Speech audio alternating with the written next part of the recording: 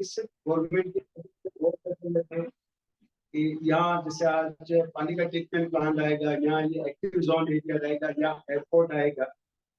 और वहाँ धोलेरा में उस टाइम पे ये स्थिति थी कि हम किसी को अगर विजिट पे लेके जाते थे तो वहाँ पानी ही पानी दिखता था अगर बारिश के टाइम में चले जाते थे। और उस टाइम पे बहुत सारे लोगों की सवाल थे कि यार यहाँ पानी एरिया दिख रहा है, यहाँ क्या चीजें हो सकती है, क्या पॉसिबल है या नहीं है। लेकिन जब हमने ट्रस्ट करा, उसका फ्यूचर देखा, और आज से 4.5 साल पहले जब हमने शुरुआत करी, बहुत सारे लोगों ने स्टार्टिंग में हमारे ऊपर बिलीव नहीं करा। लेकिन आज 4.5 साल के सफर में आज उदयपुर के आसपास से लगभग 250 लोगों को हम फ्लोर दिला चुके। तो आज अपन बात करने जा रहे हैं धोलेरा अवेयरनेस के ऊपर। आखिर धोलेरा ऐसी क्या चीज है कि जिस वजह से आज अगर अपन अपने आसपास में इन्वेस्टमेंट के बारे में सोच रहे हैं, अगर इस अकॉर्डिंग आज अपन अगर धोलेरा में निवेश करते हैं तो आज जहाँ पर भी अपना रेजिडेंस है यहाँ से वहाँ 10 से 20 टाइम रेट ज्यादा जाने वाली। तो अभी अपन डिस्कस करेंगे तो धोलेरा के ऊपर। तो अपन शुरू करते हैं सर धोलेरा के ऊपर। तो आज अपन जिस प्रोजेक्ट के ऊपर बात करने जा रहे हैं, आज की डेट में ये वर्ल्ड का सबसे बड़ा प्रोजेक्ट है और इसका आए दिन पेपर वगैरह में आता रहता है और आपने पढ़ा भी होगा और इसके बारे में सुना भी होगा। तो प्रोजेक्ट का नाम है दोस्तों DMIC, Delhi Mumbai industrial corridor. ये प्रोजेक्ट प्रस्तावित हुआ था दोस्तों 2008 में। मोहन सर, अगर हो सकता है ना तो फिर अगर आपका जो डिवाइस है ना, डिवाइस थोड़ा नजदीक रखिए, जैसे वॉइस एकदम क्लियर आएगी। थोड़ा वॉइस स्लो आ रहा है आपका। जी, हाँ, थोड़ा नजदीक लाएंगे अब आ तो। रही है बात? हाँ, yes, perfect now. Carry on. तो दोस्तों अभी अपन जिस प्रोजेक्ट पे बात करने जा रहे हैं, प्रोजेक्ट का नाम है DMIC, Delhi Mumbai industrial corridor. ये प्रोजेक्ट प्रस्तावित हुआ था 2008 के अंदर। इस अगर प्रोजेक्ट से अगर पहले की बात की जाए तो इससे पहले वर्ल्ड का जो सबसे बड़ा प्रोजेक्ट था, इससे पहले 2008 से पहले तो था दुबई का पाम जुमेरा। जो बंगलोज जो बने, बहुत सारे लोग जानते भी हैं।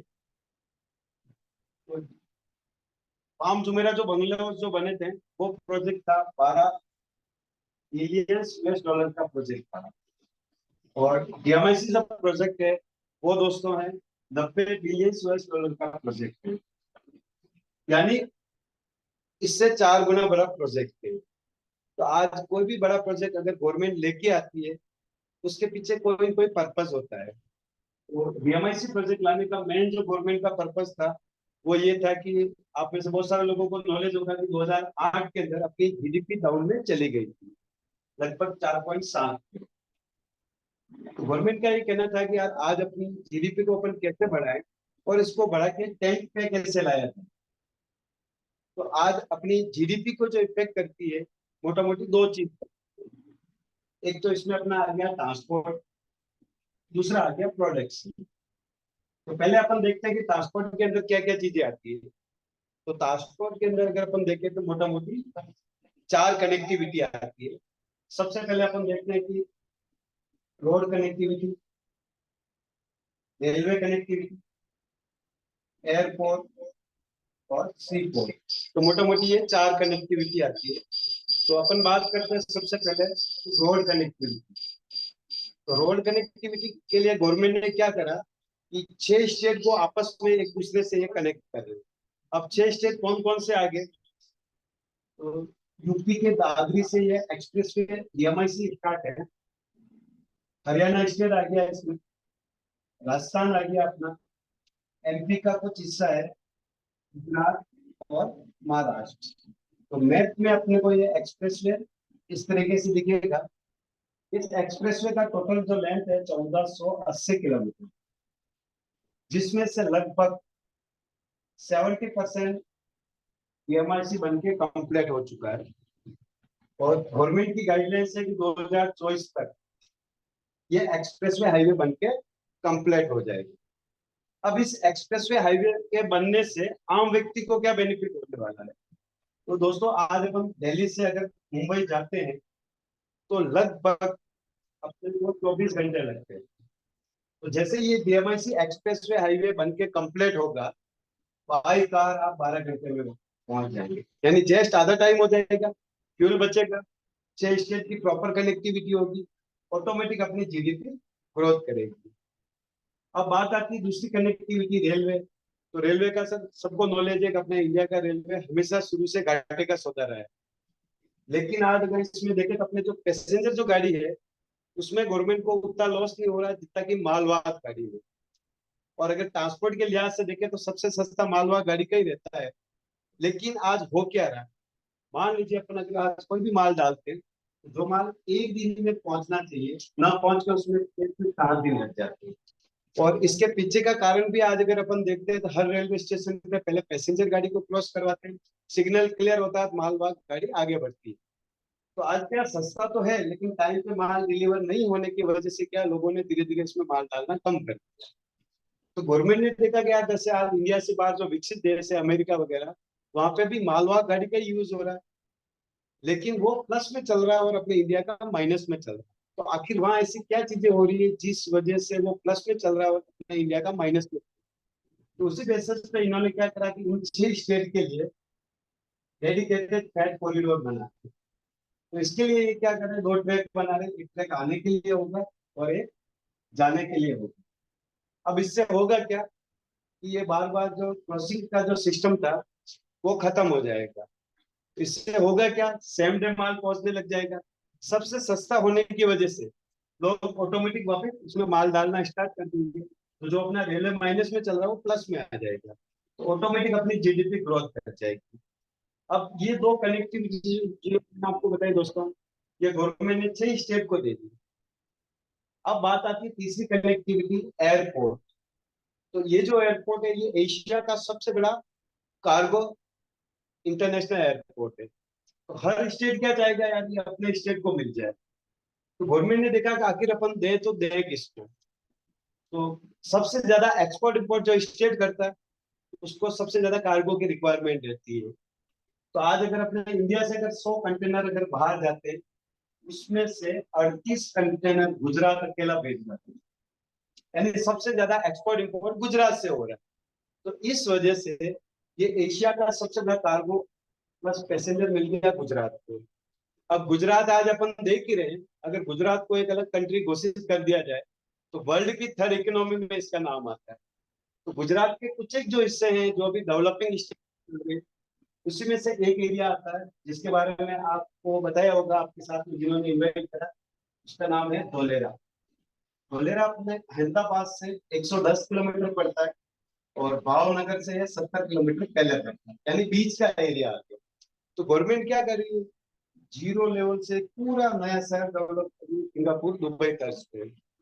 अब जीरो लेवल से एक पूरा नया शहर बन रहा है तो स्वाभाविक है इसको भी एयरपोर्ट की जरूरत रहेगी। तो गुजरात गवर्नमेंट को जो एशिया का सबसे बड़ा कार्गो प्लस पैसेंजर जो मिला वो इन्होंने क्या करा, टोलेरा को दे दी। अब चौथी कनेक्टिविटी आती है सी कनेक्टिविटी।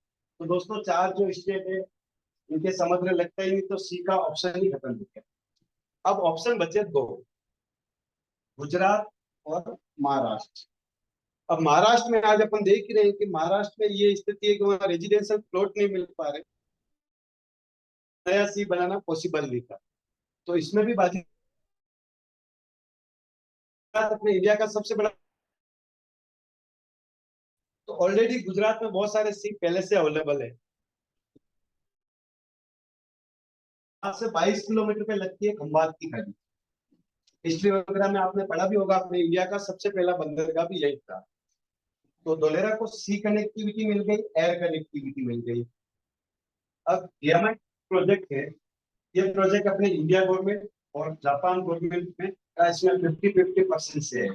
2 प्रोजेक्ट है जिसका फंडिंग जापानीज गवर्नमेंट कर रही है, एक तो ये DMIC एक्सप्रेसवे हाईवे और दूसरा बुलेट ट्रेन।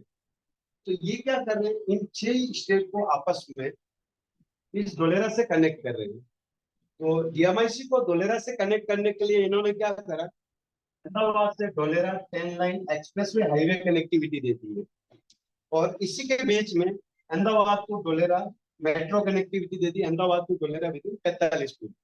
यानी एक सिटी को जो 4 जो फास्ट कनेक्टिविटी चाहिए, इस पूरे DMIC में इन 6 स्टेट में से धोलेरा ही एक ऐसी जगह मिल रही थी जहाँ प्रॉपर ये चारों कनेक्टिविटी मिल रही थी। इसी वजह से इन 6 स्टेट में से ये धोलेरा सबसे इम्पोर्टेंट बनने जा रहा है दोस्तों। आज अपन जैसे बात कर रहे थे कि धोलेरा की, तो धोलेरा खाली एक स्मार्ट सिटी नहीं है। आज आप भी जानते हैं कि आज गवर्नमेंट ने अपने 100 स्मार्ट सिटी डिक्लेयर करी है, जिसमें जहां हम रहते हैं उदयपुर, उदयपुर भी स्मार्ट सिटी के अंदर में आता है। तो आज धोलेरा खाली एक स्मार्ट सिटी नहीं बन गई है, ये green field industrial smart city बन गई है। और इस पूरे डीएमआईसी का आप इस धोलेरा को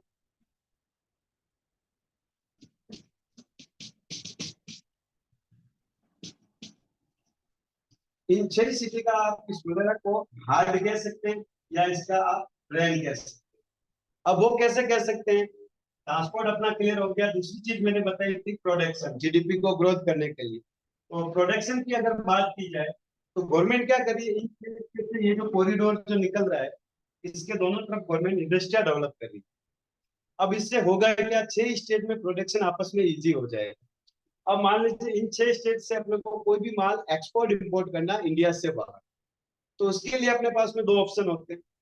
या तो अपन कार्गो के माध्यम से करेंगे या सी के माध्यम से करेंगे। तो इन 6 स्टेट से जो भी माल आएगा सीधा यहाँ धोलेरा आने वाला है।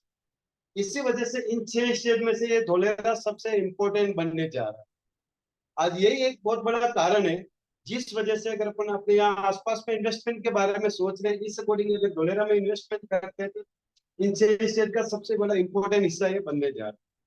अब जैसे अपन जीडीपी की बात कर रहे थे, तो आज अपने गवर्नमेंट के पास में जो टैक्स आता है, उस टैक्स में से वापस सबसे बड़ा जो गवर्नमेंट का जो खर्चा होता है वो किस चीज के ऊपर होता है?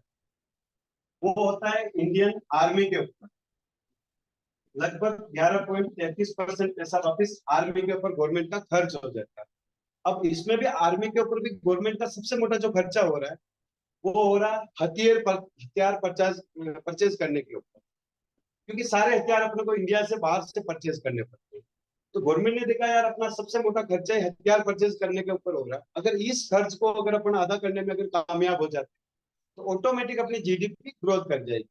तो इसके लिए इन्होंने क्या देखा कि यार अपन कौन कौन सी कंट्री से हथियार परचेज करते हैं और कौन कौन सी कंपनियों से अपन हथियार परचेज करते हैं।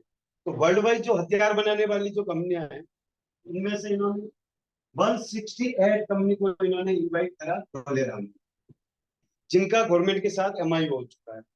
अब हथियार भी दोस्तों सबसे ज्यादा बनाता है रशिया। तो खाली रशिया की 15 कंपनियां यहाँ हथियार बनाने वाली है।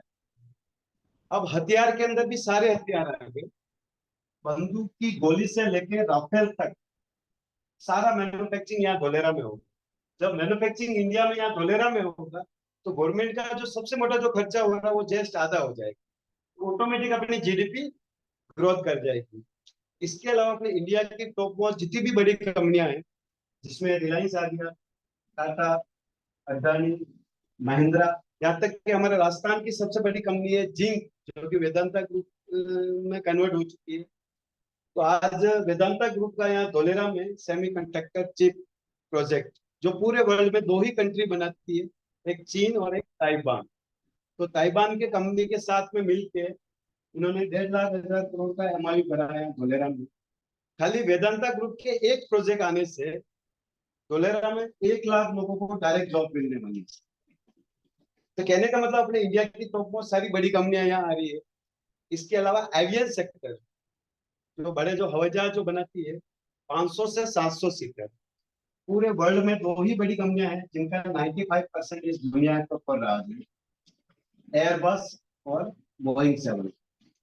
अभी तक दोस्तों अपने पूरे एशिया में 48 कंट्री आती है, अभी तक इन दो बड़ी कंपनियों का कहीं कोई प्रोजेक्ट नहीं है। अभी अपने एरोप्लेन वगैरह में कोई अगर टेक्निकल प्रॉब्लम होती है तो अपने को उसको रिपेयरिंग के लिए उसको फ्रांस वगैरह भेजना पड़ता है। तो अपने लिए सौभाग्य की बात है कि अभी तक पूरे एशिया में इन दो बड़ी कंपनियों का कहीं कोई प्रोजेक्ट नहीं था। लेकिन अपने लिए सौभाग्य की बात है कि ये दोनों बड़ी कंपनियां जिनका मैन्युफैक्चरिंग भी धोलेरा में होगा, तीनों सिस्टम यहाँ धोलेरा में।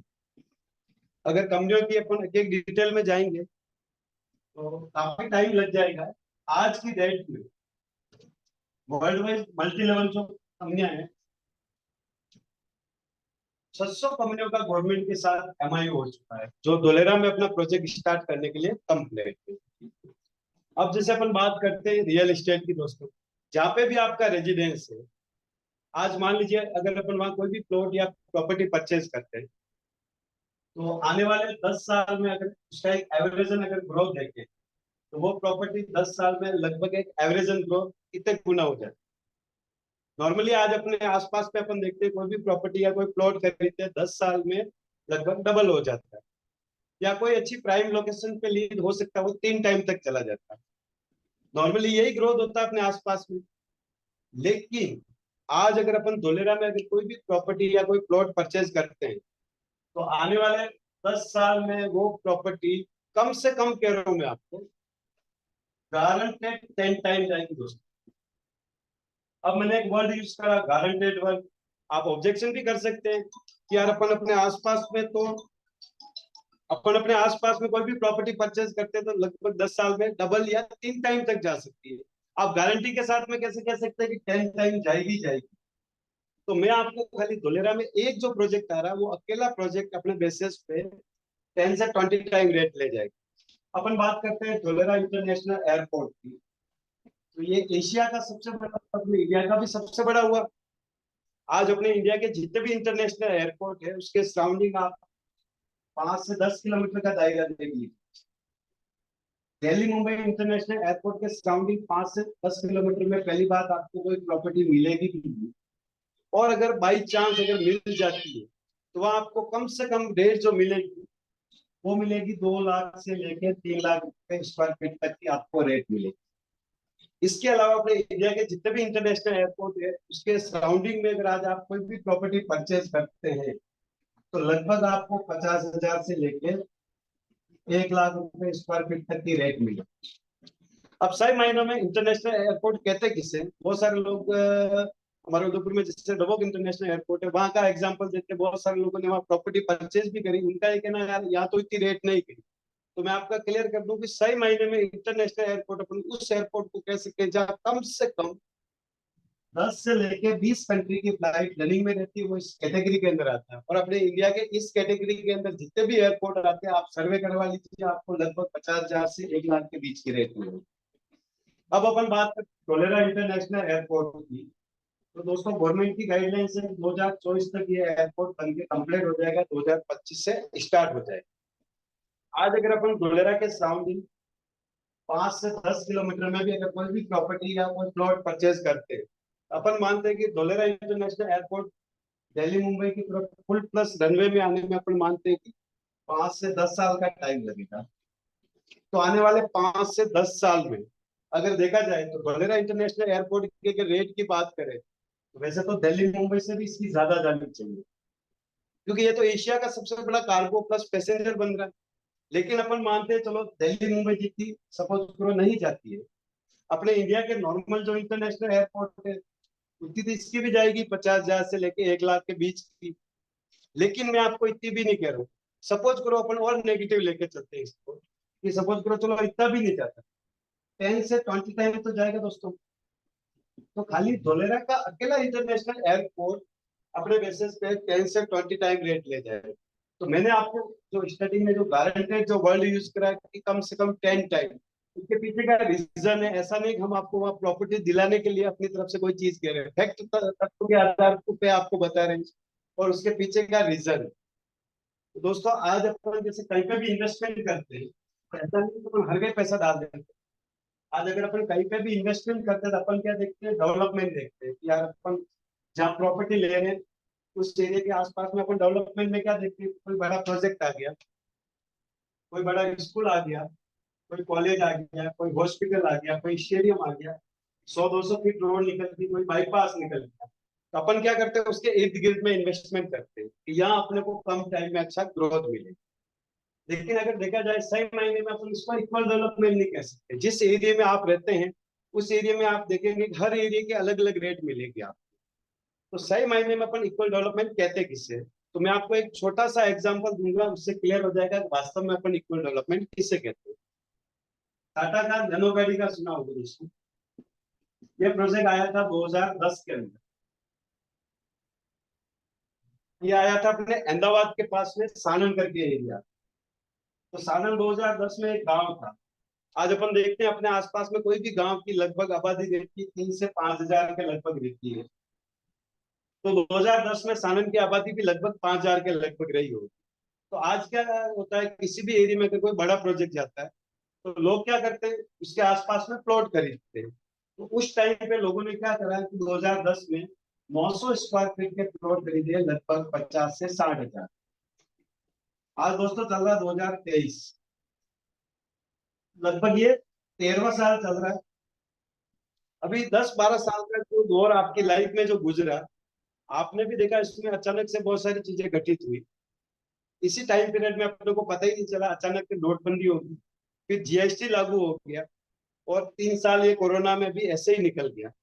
आज आप रियल एस्टेट देख लीजिए या कोई सा भी व्यापार देख लीजिए, इन 10-12 सालों में प्रॉपर जितना ग्रोथ होना चाहिए वो हो नहीं पाएगा।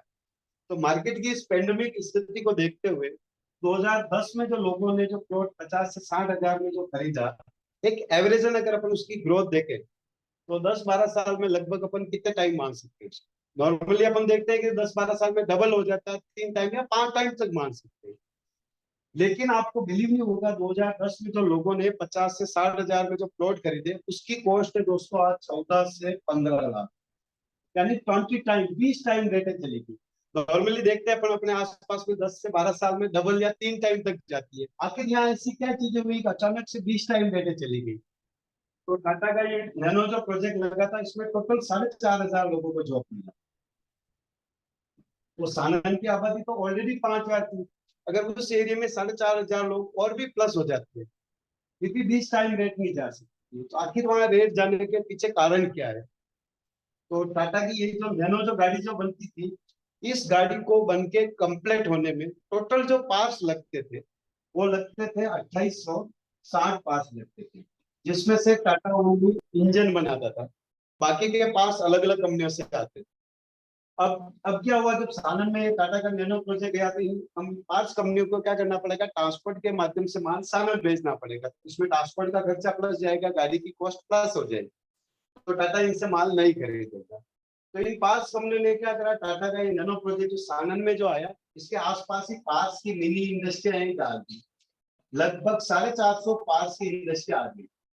आज अपन अपने आसपास में देखते हैं कि इंडस्ट्री के अंदर, एक छोटी से छोटी इंडस्ट्री के अंदर भी 100 से 200 लोगों को नॉर्मली जॉब मिलता है। तो अपन मानते हैं कि एक इंडस्ट्री में अगर 100 लोगों को भी अगर जॉब मिला, तो लगभग 45,000 लोगों को यहाँ जॉब मिलती है। अब इन पांच कंपनियों में कुछ ऐसे पार्ट है, अगर वो मैन्युफैक्चरिंग यूनिट वहां डालते हैं तो उसकी कॉस्ट प्लस चली जाती है। तो इन पांच कंपनियों ने क्या करा, अपने वेयरहाउस यहाँ गोडाउन यहाँ डाल दिए, लगभग 600 वेयरहाउस आ गए। आज अपन देखते हैं कि एक वेयरहाउस में नॉर्मली 150 लोगों को जॉब मिलता है, अगर एक वेयरहाउस में 100 लोगों को भी अगर पकड़ के चले तो लगभग 30,000 लोगों को यहाँ जॉब मिलती है।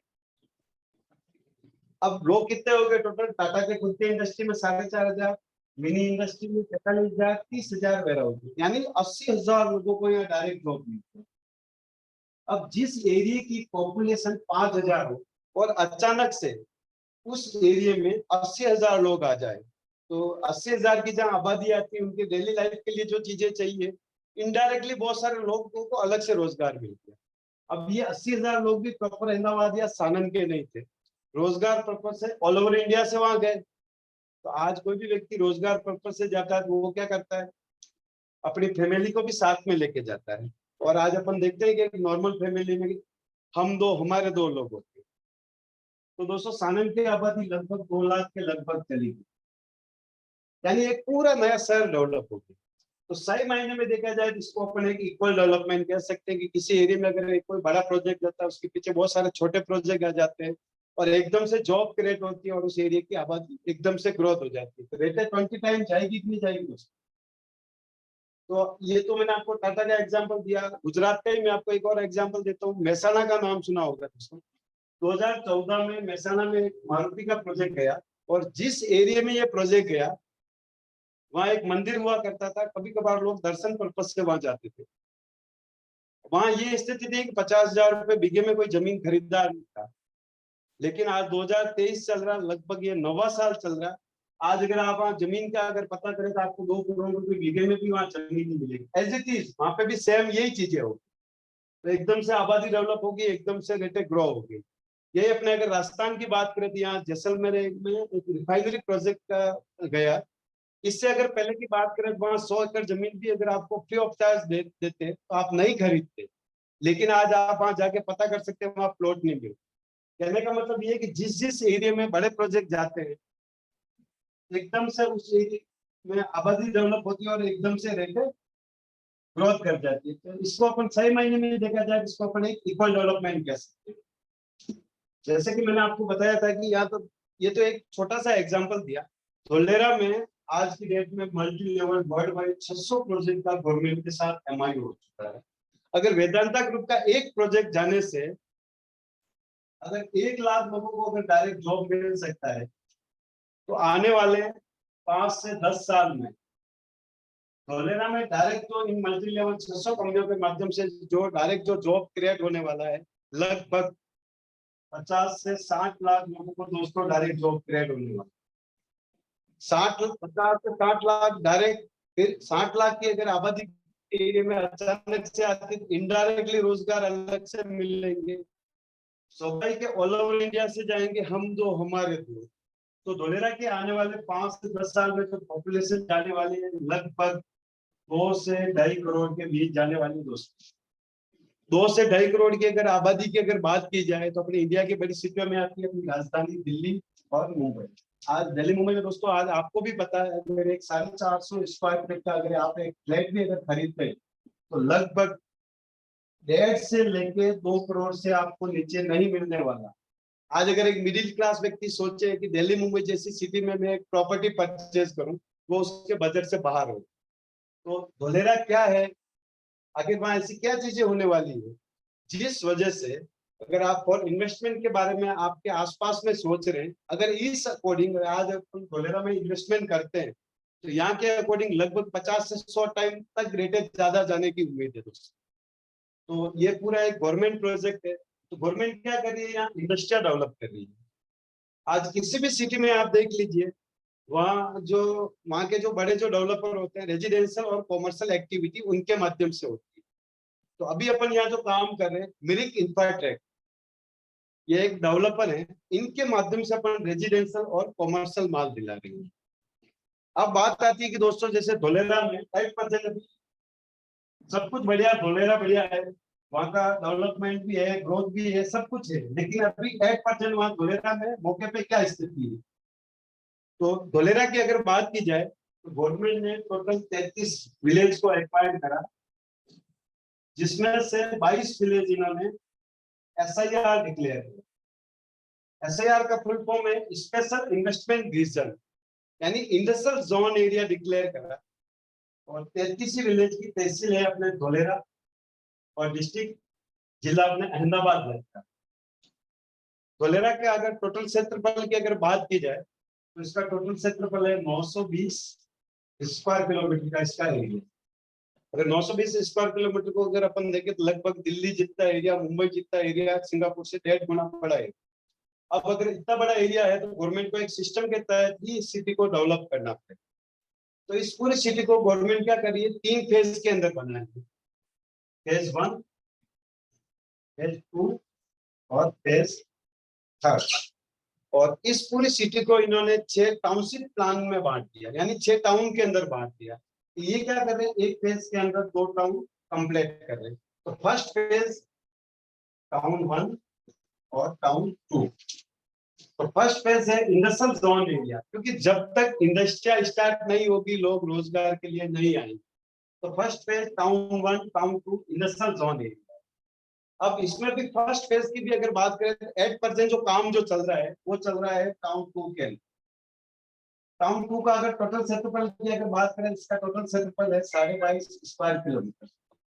22.5 स्क्वायर किलोमीटर का मतलब हो गया लगभग हमारे उदयपुर जितना एरिया, जिसमें 3.5 साल के अंदर, जिसमें कोरोना टाइम भी था, 3.5 साल में लगभग 70% एरिया अभी इंडस्ट्रियल जोन एरिया डेवलप हो चुका है टाउन 2 का।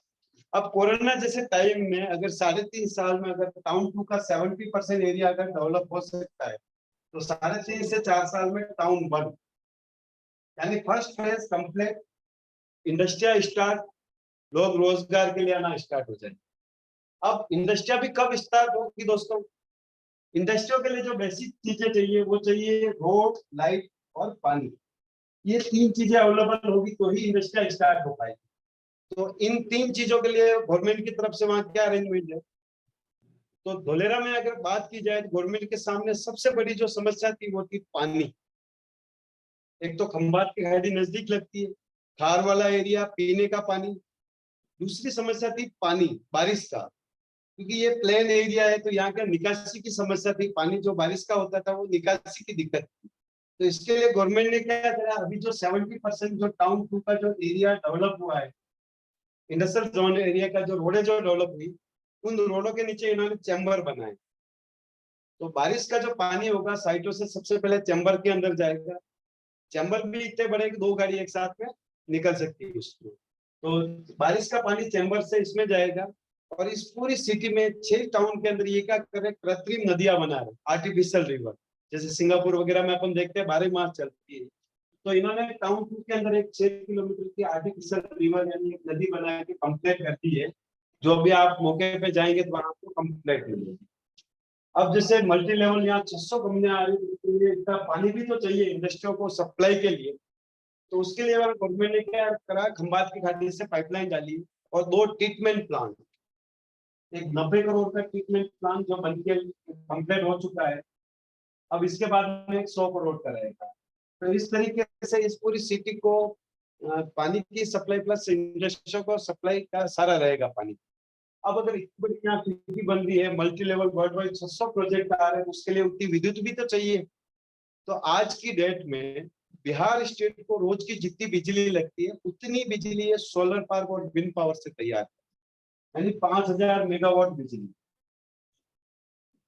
5000 मेगावाट में से भी 400 मेगावाट का टेंडर हुआ है टाटा, जिसमें से 400 में से 300 मेगावाट का सोलर पार्क लगभग 10 किलोमीटर के रेडिएशन में टाटा ने बना के कंप्लीट कर दिया और उसकी पावर सप्लाई स्टार्ट हो चुकी है। अभी टाउन 2 के अंदर गवर्नमेंट ने एक बिल्डिंग बनाई है, एबीसी की बिल्डिंग, 78 करोड़ की बिल्डिंग है। इस पूरी सिटी को ये वाईफाई सेंसर से इस बिल्डिंग से कनेक्ट करे। इस सिटी में कोई भी टेक्निकल प्रॉब्लम हो गई, कोई आपदा आ गई, विपदा आ गई और कोई तूफान आ गया, तो सेंसर के माध्यम से इस एबीसी बिल्डिंग को पहले ही पता चल जाएगा और ये सिटी को अलर्ट कर देंगे। तो ये बिल्डिंग बनके कंप्लीट हो चुकी है। और इस बिल्डिंग की एक खासियत रहेगी, 1 विंडो क्लियरिंग सिस्टम रहेगा, यानी बिजनेस अकॉर्डिंग अगर आपको कोई भी परमिशन लेना है, एक ही विंडो के ऊपर आपको डॉक्यूमेंट देना और विदिन 24 घंटे में आपको इसकी परमिशन मिल जाएगी। अभी अगर आप धोलेरा में जाएंगे तो मैंने ये जो चीजें बताई, ये सारी चीजें आपको वहां मौके पे आपको कंप्लीट मिली। अब बात आती है कि आज प्लॉट के परचेजिंग की, तो आज अपन कहीं पे भी रहते हैं तो अपन क्या देखते हैं कि जिस सिटी में या जहाँ पे भी मैं प्लॉट या परचेज कर रहा हूँ, तो वहां से सिटी की कनेक्टिविटी कैसे रहेगी। तो कनेक्टिविटी अगर अपन देखें तो इसमें ब्रोशर के माध्यम से देखेंगे कि अपन जिस जगह यहाँ रेजिडेंशियल प्लॉट ले रहे हैं वहां से सिटी की कनेक्टिविटी कैसे रहेगी। तो ये आपको मैं ब्रोशर के माध्यम से बताऊंगा। ब्रोशर में आपको ये मैप दिख रहा होगा, ये अपने आ रहा है राजकोट से भावनगर वाला बाईपास आ रहा है और ये आ रहा है बड़ौदा से। ये दोनों बाईपास मिलते हैं पिपली विलेज, पिपली सर्कल पे मिलते हैं। तो यहाँ से जैसे अपन हल्का सा आगे जाएंगे सबसे पहले आता है नवागांव विलेज।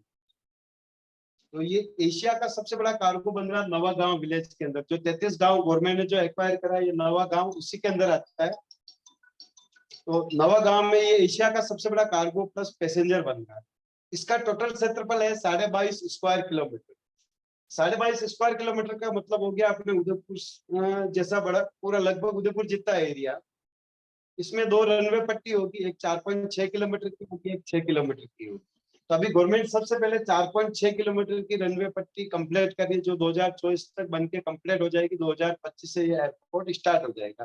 फिर सेकंड फेज में 6 किलोमीटर की बनेगी। अब जैसे अगर अपन बात करें तो इंडिया का सबसे बड़ा कार्गो प्लस पैसेंजर एयरपोर्ट की बात करें तो वो है अपना दिल्ली वाला।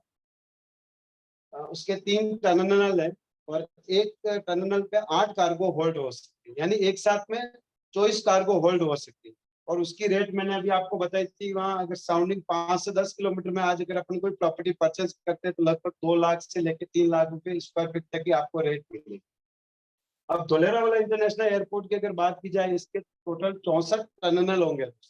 दिल्ली वाले के 3 है, इसके 64, 268 कार्गो होल्ड की इसकी कैपेसिटी रहेगी दोस्तों। तो आप इससे आइडिया लगा सकते हैं कि दिल्ली वाला जिसका 3 टर्मिनल है, आज अगर 2 से 3 लाख रुपए स्क्वायर फीट तक की अगर उसकी रेट जा सकती है, तो आने वाले 5 से 10 साल में धोलेरा इंटरनेशनल एयरपोर्ट की रेटें कितनी जाने वाली। अब यहाँ से जैसे अपन आगे जाएंगे, ये आपको जो दिख रहा है ये first phase town 1 town 2, first phase के 2 टाउन कंप्लीट हो रहे हैं, तो इसमें ये है टाउन 1, ये है टाउन 2। अब अगर बात की जाए, अपन जो रेजिडेंशियल यहाँ जो प्लॉट दिला रहे हैं वो दिला रहे वलिंदा विलेज। जो गवर्नमेंट ने 33 जो विलेज एक्वायर करे एसआईआर के अंदर, एसआईआर से तो बाहर है, धोलेरा के अंदर में आता है वलिंदा विलेज। तो वलिंदा विलेज में अपन रेजिडेंशियल प्लॉट दिला रहे। अब अपन देखते हैं कि जैसे वलिंदा से सिटी की कनेक्टिविटी, तो वलिंदा से सिटी की क्या कनेक्टिविटी है, तो मैं आपको 2 मैप के माध्यम से दिखाऊंगा जिससे आपका क्लियर हो जाएगा।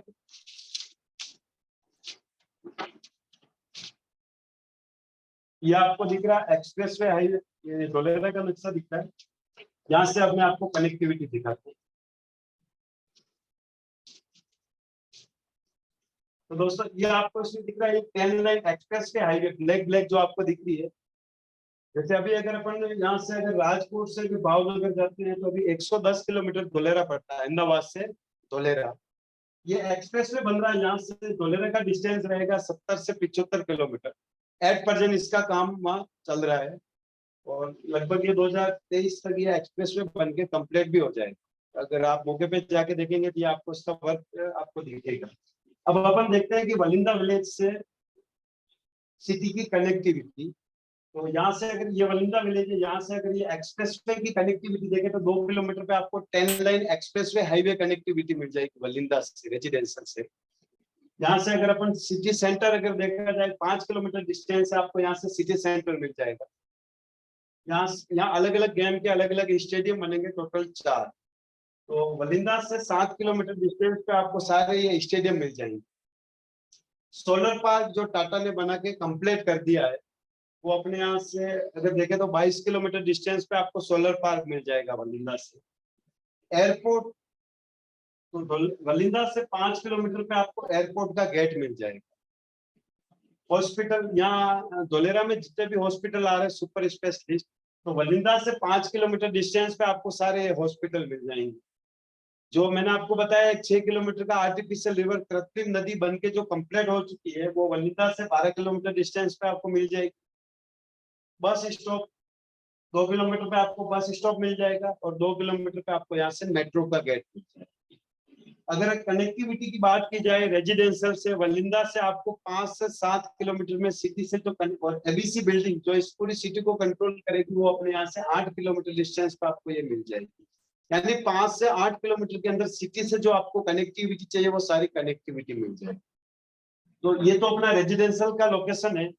दूसरी प्रॉपर्टी अपने पास में है कॉमर्शियल प्रॉपर्टी। तो कॉमर्शियल में अपन देखेंगे, ये आपको इस जगह दिख रहा है एक्सप्रेस है, आनंदपुर विलेज करके है। आनंदपुर में कॉमर्शियल प्रॉपर्टी पे अपन वेयर हाउस पर्पज से, तो जैसे मैंने आपको बताया डीएमआईसी के बारे में बताया, 6 स्टेट से जो डीएमआईसी कनेक्ट हो रही है वो अहमदाबाद से धोलेरा के लिए कनेक्ट किया जा रहा है। तो इन 6 स्टेट से जो भी माल आएगा सबसे पहले कार्गो या शिप पे नहीं जाएगा, सबसे पहले वेयर हाउस में स्टॉक होगा, वहां से जब कंटेनर लगेंगे वहां से शिफ्ट किया जाएगा। या वेयर हाउस एशिया का सबसे बड़ा कार्गो प्लस पैसेंजर है, तो बाहर से जो भी माल आएगा सबसे पहले वेयर हाउस में स्टॉक होगा, वहां से डिस्ट्रीब्यूट किया जाएगा। तो 2026-27 में ये स्थिति होने वाली है कि वहाँ 1 लाख रुपए रेंट में भी आपको वेयर हाउस यानी गोडाउन नहीं मिलने वाला। तो वेयर हाउस कॉमर्शियल पर्पज से आप यूज कर सकते हैं। इसकी अगर कनेक्टिविटी की अगर बात की जाए,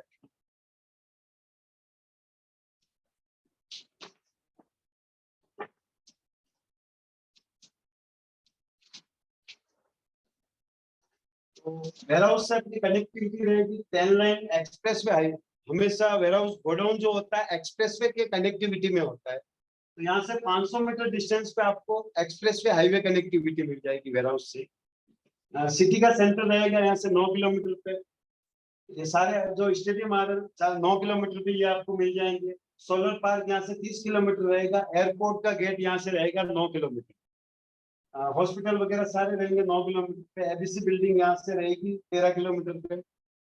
जो आर्टिफिशियल रिवर बना है वो यहाँ से रहेगा 17 किलोमीटर डिस्टेंस पे। बस स्टॉप मिलेगा 2 किलोमीटर पे। मेट्रो का गेट मिलेगा आपको यहाँ से 5 किलोमीटर। तो कॉमर्शियल से आपको इस कनेक्टिविटी में सारी कनेक्टिविटी मिल जाएगी। अब बात आती है कि इन दोनों प्रॉपर्टी की साइज क्या है और इसका अमाउंट क्या है। तो बलिंदा में अगर रेजिडेंशियल अगर प्लॉट की बात की जाए तो गुजरात में जैसे ये स्क्वायर यार्ड चलता है तो 254 स्क्वायर यार्ड का प्लॉट इसमें अपने को मिलेगा। जो कि अगर स्क्वायर फीट में अगर समझते हैं, जैसे हमारे राजस्थान में क्या स्क्वायर फीट में समझते हैं, तो इसमें आपके रजिस्ट्री होगी 2286 स्क्वायर फीट। इसको बोलते हैं super buildup area. Net carpet area जिसपे आप मकान बनाएंगे, कंस्ट्रक्शन जो करेंगे वो रहेगा 1350 स्क्वायर फीट। इसकी साइज रहेगी 25 बाई 54। ये अपने को पड़ेगा दोस्तों 12,70,000। ये जो प्लॉट का जो अमाउंट आपको बताया, इसके अलावा इसका लगभग 12% और अलग से लगेगा। किस चीज का लगेगा? एक तो आपका रजिस्ट्री का खर्चा लगेगा और दूसरा डेवलपमेंट चार्ज। तो डेवलपमेंट में सोसाइटी के अंदर जितनी भी कॉमन चीजें हैं, गार्डन आ गया, टेम्पल आ गया, क्लब हाउस आ गया, ये सारी कॉमन जो भी चीजें हैं उसको डेवलपर आपको डेवलप करके, इसमें ये इसके अलावा ये चार्जेस अलग से रहेगा। दूसरी इसमें अपने पास में जो कॉमर्शियल जो प्रॉपर्टी है, इसमें आपकी रजिस्ट्री होगी 30 स्क्वायर फीट की रजिस्ट्री होगी। नेट कारपेट एरिया जो मिलेगा वो मिलेगा आपको 2500 स्क्वायर फीट। इसकी साइज रहेगी 36 बाई 70। ये अपने को पड़ेगा 26,30,000। इसमें भी रजिस्ट्री चार्ज और डेवलपमेंट चार्ज अलग रहेगा। तो इसमें लगभग कॉमर्शियल प्रॉपर्टी है तो लगभग इसमें 15% के लगभग इसका चार्ज है और अलग से प्लॉट के अमाउंट का अपने को अलग से पे करना पड़ेगा। तो रेजिडेंशियल और कॉमर्शियल की अपने को ये रेट में इसमें है। तो ये दो तरह की प्रॉपर्टी अपने पास में है जो अभी एट प्रेजेंट अपने पास में अवेलेबल है। अब जैसे कि दोस्तों बहुत सारे लोग सोच रहे होंगे, जहाँ पे भी जैसे अलग अलग जगह से ऑल ओवर इंडिया से लोग आए हैं, तो हर व्यक्ति के दिमाग में एक चीज चल रही होगी कि यार दूर का मामला है, गुजरात का मामला है, प्रॉपर्टी कोई भी हो यार अपने आंखों के सामने होनी चाहिए। तो नॉर्मली देखो अपना ये नजरिया रहता है। जब स्टार्टिंग में मैंने इस प्रोजेक्ट को देखा 4.5 साल पहले, इससे पहले मैं उदयपुर में रियल एस्टेट का काम करता था, तो मैंने एक दायरा बना रखा था कि उदयपुर के 5 से 7 किलोमीटर के रेडिएशन में अपने को माल बेचना, इससे उदयपुर से बाहर भी नहीं निकलना। तो उस टाइम में हम भी 2010 से उदयपुर के अंदर ही प्रॉपर्टी बेचते थे। हमने जब स्टार्टिंग में धोलेरा के बारे में सुना, हमने कहा यार उदयपुर में भी उदयपुर के लोग उदयपुर से बाहर ही निकलते हैं और यहाँ से इतना दूर यार कौन प्रॉपर्टी परचेज करेगा। क्योंकि देखो आज हमारे यहाँ आसपास में भी ये होता है कि अगर आज आप कोई प्लॉट खरीदते हैं, अगर आप अगर उसके ऊपर ध्यान नहीं देते 5 से 10 साल तक अगर आप उस प्लॉट पे नहीं जाते हो, लोग वहां कब्जा कर लेते हैं। तो सबसे पहला अपने दिमाग में एक ही चीज चल रही होगी यार दूर का मामला, गुजरात का मामला है यार, क्या पता अपन ने वहां प्लॉट खरीद लिया, किसी ने कब्जा कर लिया कि यार अपन वहां किससे लड़ाई झगड़ा करेंगे। तो गुजरात में मैं आपको बता दूं सबसे बढ़िया 2 सिस्टम चलते हैं, एक फ्लैट सिस्टम चलता है, दूसरा सोसाइटी सिस्टम चलता है। जिस जगह आप प्लॉट खरीद रहे हैं वो एक पूरी सोसाइटी है। इस सोसाइटी के 4-4 फीट की आपको बाउंड्री वाल मिलेगी और इसके 2 गेट होंगे, लॉक एंड की सिस्टम रहेगा। जब तक की या सोसाइटी नहीं बन जाती है, जब तक की सारी जवाबदारी रहती है डेवलपर। जब सोसाइटी बन जाएगी या सोसाइटी को हैंड ओवर करते हैं। आज अगर सपोज करो आज अपन वहां प्लॉट खरीदते हैं, साल 2 साल बाद में अगर आपकी इच्छा हुई कि यार चलो धोलेरा का डेवलपमेंट भी देख के आते हैं और अपनी प्रॉपर्टी को भी देख के आते हैं, अगर आप डायरेक्ट चले गए, वहां जो गार्ड होगा वो आपको अंदर जाने भी नहीं देगा, चाहे आपकी प्रॉपर्टी। सबसे पहले आप अगर अपनी प्रॉपर्टी के लिए जाएंगे, सबसे पहले आपको कंपनी में कॉल करना पड़ेगा, मेरा नाम ये, प्लॉट नंबर ये और इस सोसाइटी के अंदर है। तो कंपनी से उसके पास में कॉल जाएगा तो ही आप अंदर जाके अपनी प्रॉपर्टी देख सकते हैं। तो कब्जा करना तो बहुत दूर की बात है। गुजरात में अच्छा सिस्टम है, पूरा सोसाइटी वाला सिस्टम है। इस सोसाइटी के अंदर अगर 10 साल भी अगर आपकी प्रॉपर्टी पड़ी रहती है तो यहाँ कोई अतिक्रमण नहीं करेगा। फिर भी नॉर्मली रहते ही है कि यार दूर का मामला है, देखो यार बार बार टाइम निकाल के अपन कैसे जाए। तो आज एग्रीकल्चर जो जमीन होती है खेती बाड़ी वाली, वो हमेशा अपने आंखों के सामने होनी चाहिए। कन्वर्ट माल आप दुनिया के किसी भी कोने में खरीद सकते हैं। पास दूर वाला मामला खत्म हो चुका है। आज जमाना गूगल बाबा का जमाना, सैटेलाइट का जमाना। अगर आपकी मुंबई में कोई प्रॉपर्टी पड़ी है, आपकी दिल्ली में कोई प्रॉपर्टी पड़ी है, आप गूगल के माध्यम से, सैटेलाइट के माध्यम से लाइव स्थिति आप यहाँ बैठे हुए देख सकते हैं। तो पास दूर जैसा खत्म हो गया, फिर भी कंपनी ने आपको एक अच्छी यहाँ फैसिलिटीज दी है कि पास दूर के लिए आपको उसके लिए परेशान होने की जरूरत नहीं है। इसके लिए कंपनी ने अपने को एक अच्छी फैसिलिटीज दी है। जैसे अपन कोर्ट का अमाउंट आरटीजीएस करवाएंगे तो कंपनी की वेबसाइट से आपको एक आईडी पासवर्ड मिलेगा। अब इस आईडी पासवर्ड के माध्यम से आपको हफ्ते का एक 2 से 3 मिनट का एक वीडियो या इमेज आएगी। अब इस वीडियो के अंदर आएगा क्या, धोलेरा में क्या नया अपडेशन हो रहा है, क्या नई चीज आ रही है, क्या डेवलपमेंट हो रहा है, यानी अपडेशन के अकॉर्डिंग हफ्ते का आपके पास में एक वीडियो आएगा। इससे होगा क्या, अपन जहाँ पे भी अपना रेजिडेंस है, अपन यहाँ बैठे हुए ही प्रॉपर्टी का अपडेशन टाइम टू टाइम अपने यहाँ बैठे हुए ले सकते हैं। बार बार यहाँ से अपने को वहां जाने की जरूरत नहीं है। एक तो अपनी प्रॉपर्टी का अपडेशन अपने को यहाँ बैठे हुए मिल रहा है। जैसे अपन ये वीडियो देखेंगे, ऑप्शन आएगा शेयर। आप चाहे तो इस वीडियो को शेयर भी कर सकते हैं। आप चाहे कि ये वीडियो 3 लोगों को फेसबुक पे शेयर करें, आप चाहे 3 लोगों को व्हाट्सएप पे शेयर करें। अब इससे होगा क्या, 3 लोगों को प्रॉपर धोलेरा का अवेयरनेस होगा। कंपनी का ये कहना है कि मान लो ये इसका एड वगैरह कराएं तो आज टीवी में 10 से 20 सेकंड का एड आता है उसमें, और आज उस एड के लिए आज किसी न किसी बड़ी सेलिब्रिटी को हायर करना पड़ेगा तो ही लोग एड देखते हैं। आज किसी भी बड़ी सेलिब्रिटी को अगर अपन हायर करते हैं तो 2 से 5 करोड़ रुपए वो एड का ले जाएगा। उसके बावजूद भी आज आपको जिसने इनवाइट करा, अगर आप उनके माध्यम से न देखे, अगर आप टीवी में एक एड देखते, क्या यहाँ से इतना दूर अपन धोलेरा जाते क्या? क्योंकि जब तक कि अपने को वहां का फ्यूचर पता नहीं, वहां का ग्रोथ क्या है, यहाँ के अकॉर्डिंग वहां क्या चीजें होने वाली है, जब तक बेसिकली व्यक्ति के पास में पूरा नॉलेज नहीं होगा, इतना दूर टीवी में ऐड देख के नहीं जाए। कंपनी का ये कहना है फिर मैं करोड़ों रुपए ऐड के ऊपर क्यों खर्च करूं? जो पैसा आज मैं ऐड में खर्च हो रहा, अगर वही पैसा मेरे इन्वेस्टर को अगर मैं बेनिफिट कराऊं तो कम से कम 3 लोगों तक प्रॉपर ये जानकारी तो जाएगी। यानी हफ्ते का एक वीडियो आएगा, महीने में 4 बार वीडियो आएगा। इससे होगा क्या, एक तो अपने को अपनी प्रॉपर्टी का टाइम टू टाइम अपडेशन मिलता रहेगा। सिर्फ अगर अपन 3 लोगों को अगर ये वीडियो शेयर करते हैं तो एक तरीके से अपन क्या हो गए, कंपनी के ब्रांड एम्बेसडर बन गए। कंपनी अपने को प्रमोशन के तौर पे देती है 1.5% मंथ का। सिर्फ इतना सा टाइम निकाल के अगर ये चीज करते हैं तो जैसे मैंने आपको बताया रेजिडेंशियल में 12,70,000, तो 12,70,000 का अगर 1.5% देखे तो वो बनता है महीने का 19,000। तो ये जो प्लॉट का जो अमाउंट है, ये भी आपको किसी को कैश देने की जरूरत नहीं है, सीधा कंपनी के अकाउंट में आरटीजीएस करवाना है। और अगर प्रमोशन करते हैं तो ये जो प्रमोशन का पैसा आएगा वो भी सीधा आपके अकाउंट में है, यानी अकाउंट टू अकाउंट आएगा, बिल्कुल वाइट पैसा आएगा। तो इसमें कंपनी अपने को 10% पैसा काट के देगी। किस चीज का काटेगी? 5% इतना आपका टीडीएस कट के आएगा, जो साल के एंड में आप फाइल करके इसको रिटर्न ले सकते हैं। 5% कंपनी का इसमें एडमिट चार्ज, सर्विस चार्ज रहेगा जो अपने को नहीं मिलता है। अगर सिर्फ महीने में 4 बार अपनी प्रॉपर्टी का अपडेशन लेके अगर अपन ये वीडियो 3 लोगों को अगर शेयर करते हैं तो ये प्रमोशन का पैसा कट के अपने अकाउंट में जो मंथ का आता है वो आता है 17। और सिर्फ 4 बार टाइम निकाल के अपनी प्रॉपर्टी का अपडेशन लेके अगर सिर्फ 3 लोगों को अगर ये वीडियो शेयर करते हैं तो ये प्रमोशन का पैसा कंपनी अपने को देती है, वो देती है 60 मंथ तक। अगर आप चाहें तो खाली प्रमोशन से ही 85% प्रॉपर्टी में खाली प्रमोशन से ही आप पे कर सकते हैं। और धोलेरा जैसी जगह में 60 महीने में जो ग्रोथ जा रहा है वो इसमें आपका शुद्ध प्रॉफिट रहेगा। मैं धोलेरा प्रोजेक्ट पे पिछले 4.5 साल से काम कर रहा हूँ। मैंने उदयपुर में जब धोलेरा प्रोजेक्ट की स्टार्टिंग करी थी, मैंने 2.5 लाख के प्लॉट लोगों को दिलाना स्टार्ट करा था। वही प्लॉट आज 12,70,000 में बिक रहा है, यानी लगभग अगर देखा जाए 4 टाइम इसकी रेट हो चुकी है। और जिन लोगों ने इसका प्रमोशन करा, आज अगर देखा जाए लगभग 80% प्लॉट भी अपना फ्री कर चुके हैं और आज उस प्लॉट की कॉस्ट लगभग 12,70,000 हो चुकी है, यानी 4 टाइम रेट जा चुकी है। तो धोलेरा क्या है, वहाँ ऐसी क्या चीजें हैं जिस वजह से अगर फॉर इन्वेस्टमेंट के बारे में आप सोच रहे हैं, इस अकॉर्डिंग अगर आप धोलेरा में इन्वेस्टमेंट करते हैं तो यहाँ के अकॉर्डिंग कम से कम 50 से 100 टाइम तक ज्यादा ग्रोथ वहां जाने की पूरी उम्मीद है। तो दोस्तों ये तो होगी धोलेरा की सारी अच्छाइयों के बारे में मैंने आपसे डिस्कस करा।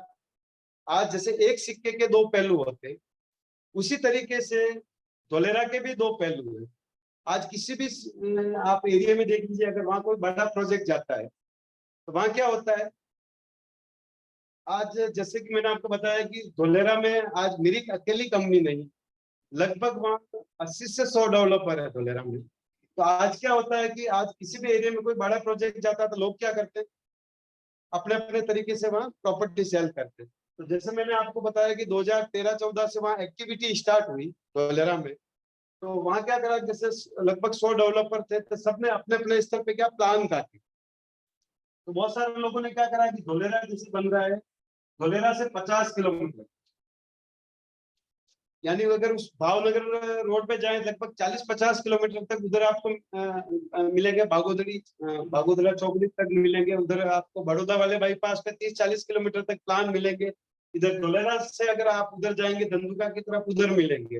यानी धोलेरा बन रहा है जैसे सतपुर उदयपुर में, और लोगों ने प्लान यहाँ से काटा 50 किलोमीटर डिस्टेंस। जैसे हमारा उदयपुर से इधर मंगलवाड़ा आता है, इधर पुराबड़ आता है, तो लोगों ने 50 किलोमीटर डिस्टेंस में लोगों ने 2013 में प्लान काटने स्टार्ट कर दिए। बहुत सारे देखो लोगों ने उस समय क्या किया, चलो धोलेरा बन रहा, एक्चुअली उनको भी पता नहीं था, ग्राउंड लेवल पे उस समय कोई काम स्टार्ट नहीं हुआ था। तो धोलेरा के आड़ में बहुत सारे डेवलपर ने क्या करा कि वहां से 50 किलोमीटर डिस्टेंस में लोगों को प्लॉट बेच दी। अब मान लो हो सकता है आपका कोई परिचय में से गुजरात में हो या ऐसा कोई व्यक्ति हो जिसने उस टाइम में कोई अगर प्लॉट खरीदा हो, और मान लो आपकी उनसे बात होती है, तो वो अगर मान लो वो कहेंगे कि यार हमने भी प्लॉट तो खरीदा, लेकिन 2013 में जो प्लॉट खरीदा आज भी उसकी वही कॉस्ट है। तो आप भी समझदार है दोस्तों, 50 किलोमीटर यानी धोलेरा बन रहा, धोलेरा से 50 किलोमीटर डिस्टेंस में अगर आज कोई प्रॉपर्टी परचेज करते हैं तो उसमें कम से कम 40-50 साल बाद में ग्रोथ आएगी। तो इस तरीके से जैसे इसके आड़ में बहुत सारे लोगों ने धोलेरा के आड़ में वहां से 50 किलोमीटर तक आपको प्लान मिलेंगे। आज जमाना गूगल बाबा का, यूट्यूब का जमाना है। आप यूट्यूब पे सर्च करेंगे आपको बहुत सारे अलग अलग डेवलपर के अलग अलग ऑफर मिलेंगे, बाय वन गेट वन, एक प्लॉट के साथ एक प्लॉट फ्री। तो आप भी समझदार है, अगर एक प्लॉट के साथ में एक प्लॉट मिल रहा है तो उसका लोकेशन वाइज अगर आप देखें तो उस डिस्टेंस में ही मिलेंगे। तो जैसे 2013 में धोलेरा की एक्टिविटी स्टार्ट हुई, बहुत सारे डेवलपर ने क्या करा, कच्चा लैंड दिखाया लोगों को कि ये जैसे कच्चा लैंड है हमारा, और सिर्फ जैसे मैंने आपको ब्रोशर बताया वैसे ब्रोशर उन्होंने बनाए। और उनका ये कहना था कि आप जैसे 5-10 साल में डेवलप होगा, आप ऐसा करिए, अगर एक मुश्त पैसा नहीं दे सकते तो आप इंस्टॉलमेंट कर लीजिए 10,000 20,000। तो बहुत सारे लोगों ने 3 से 4 साल तक इंस्टॉलमेंट भरी। जब उनके प्लॉट की रजिस्ट्री का जो टाइम आया, उस टाइम पे पता चला कि वो डेवलपर ही वहां से गायब हो गया। कुछ लोगों ने वहां धुलेरा के आड़ में भी ऐसी चीजें भी कर रखी है कि जैसे उनका कहना था कि हम धुलेरा में कच्चा माल खरीदेंगे और हम आपको उस पर ब्याज देंगे। तो उसके आड़ में बहुत सारे लोगों ने कहा आप तो हमें जितना भी आपके पास में पैसा है, 1 लाख 2 लाख 5 लाख 10 लाख, वो आप हमें दीजिए, हम उसका आपको 12% देंगे। तो आप भी समझदार है दोस्तों, मार्केट में 1 से 2% पैसा जो लीगल जो पैसा होता है वो पैसा वापस आ सकता है, लेकिन 10 से 12% वाला पैसा आज दिन तक जिसने करा आज दिन तक वो जमा ही हुआ है। तो ऐसी बहुत सारी चीजें धोलेरा के आड़ में कुछ, हर देखो आज जहाँ जहाँ बड़े प्रोजेक्ट जाते हैं उसके आड़ में कुछ शरारती तत्व होते हैं जो उसके आड़ में कुछ गलत काम भी करते हैं। तो आपको धोलेरा में ये दोनों पहलू मिलेंगे। मैंने आपको जो अपना वलिंदा वाला जो आपको बताया रेजिडेंशियल, वो 33 विलेज के अंदर में आता है। ऐसा नहीं है कि हम कंपनी आपको प्रमोशन का अगर इसमें 1.5% दे रही है तो आपको धोलेरा से 50 किलोमीटर डिस्टेंस में कोई प्रॉपर्टी देगी। यानी लोकेशन वाइज अगर अपन देखें तो सबसे बेस्ट लोकेशन में अपन प्रॉपर्टी दे रहे हैं। और ऐसा भी नहीं है कि आप रेट का भी ट्राई कर सकते हैं, वलिंदा विलेज में आप 10 जगह रेट का ट्राई कर लो, आपको रेट में अगर देखा जाए इससे प्लस में ही मिलेगी, इससे माइनस में नहीं मिलेगी। तो धोलेरा क्या है, आज आपके सामने मैंने पूरी जानकारी शेयर करी और मेरे 4.5 साल का जो अनुभव है वो आपके साथ में शेयर करा है। थैंक यू, धन्यवाद।